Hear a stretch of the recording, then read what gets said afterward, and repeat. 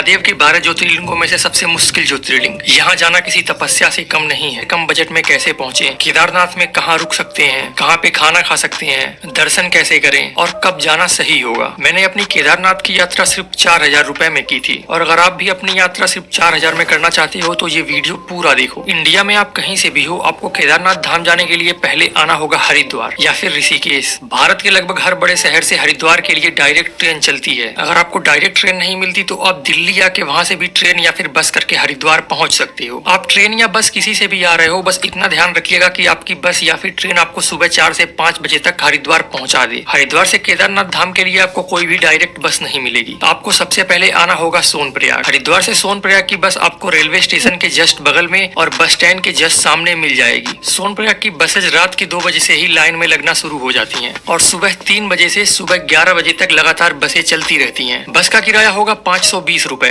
बस रास्ते में ब्रेकफास्ट या लंच के लिए 3 धारा पे रुकती है जहाँ पे आप खाना खा सकते हैं। हरिद्वार से सोनप्रयाग की दूरी 235 किलोमीटर है, जिसको कवर करने में आपको 8 से 10 घंटे लगेंगे। तो अगर आप सुबह 6 बजे वाली बस ले लोगे तो आप शाम के 4 बजे तक सोनप्रयाग आराम से पहुंच जाओगे। अगर आप शाम के 4 बजे तक सोनप्रयाग पहुंच जाते हो तो तुरंत अपना रजिस्ट्रेशन करा लो। अगर आपको लाइन से बचना है तो आप अपनी रजिस्ट्रेशन ऑनलाइन भी 4 धाम यात्रा वेबसाइट पे जाके करा सकते हो। अगर आपका ऑनलाइन रजिस्ट्रेशन नहीं हो पाया फिर भी कोई दिक्कत नहीं है, आपका सोनप्रयाग में रजिस्ट्रेशन बड़े ही आराम से हो जाएगा। तो सोनप्रयाग में रजिस्ट्रेशन करा के शाम को ही 50 रुपए की शेयरिंग टैक्सी लेके आप पहुंच जाओ गौरीकुंड, क्योंकि सुबह के टाइम टैक्सी के लिए घंटों लाइन में लगना पड़ता है। तो गौरीकुंड पहुंच के सबसे पहले एक रूम बुक कर लो जो कि तुमको 1000 से 1500 के अंदर मिल जाएगा। अगर आप बजट में ट्रेवल कर रहे हो तो आप शेयरिंग रूम ले लो जो आपको 200 से 500 के अंदर मिल जाएगा। मैंने ये रूम लिया था 1200 में, जिसको मैंने 6 लोगों के साथ शेयर किया था, तो मुझको इसका सिर्फ 200 पड़ा था। खाने की बात करें तो आप गौरीकुंड में 150 रुपए में थाली लेके आराम से खा लोगे। तो आज की रात डिनर करके आराम करो और अगले दिन सुबह सुबह उठ के गौरीकुंड के गर्म पानी के कुंड में स्नान करो और अपनी केदारनाथ की चढ़ाई शुरू कर दो। वैसे केदारनाथ धाम जाने के लिए आप लोगों के पास कई सारे ऑप्शन रहेंगे। आप घोड़ा करके जा सकते हो, आप पालकी भी कर सकते हो, नहीं तो आप पिट्ठू करके भी जा सकते हो और अगर आपको टिकट मिल जाए तो आप हेलीकॉप्टर से भी केदारनाथ धाम डायरेक्ट पहुंच सकते हो।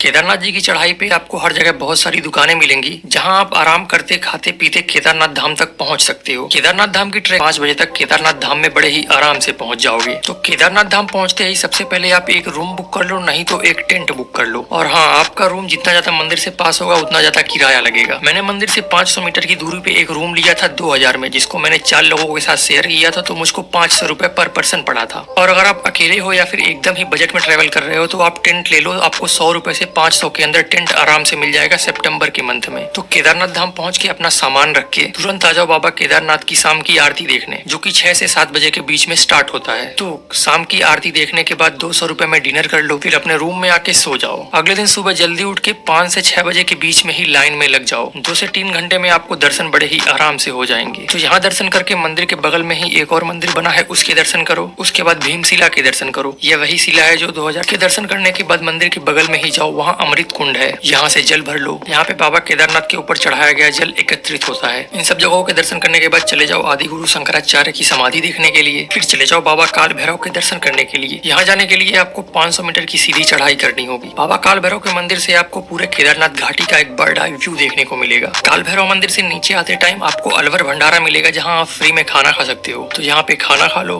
फिर अपने रूम में आके थोड़ी देर आराम करो। फिर दोपहर के 2 बजे तक ट्रक डाउन करके नीचे आ जाओ। आपको नीचे आने में 4 से 5 घंटे लग जाएंगे। तो शाम को गौरीकुंड पहुंच के गौरीकुंड में मत रुकना, वहीं से टैक्सी करके आ जाना सोनप्रयाग। सोनप्रयाग में आपको 500 रुपए में 2 लोगों के लिए एक रूम आराम से मिल जाएगा। तो यहाँ पे 150 रुपए का डिनर करना और आराम करना। फिर अगले दिन सुबह सुबह 5 से 6 बजे ही बस पकड़ के आ जाना हरिद्वार और यहाँ पे आपकी यात्रा कंप्लीट होती है। पूरे खर्चे का डिटेल ये रहा। हर हर महादेव। अगर आपको बद्रीनाथ धाम का भी ट्रैवल प्लान चाहिए तो कमेंट करके जरूर बताना।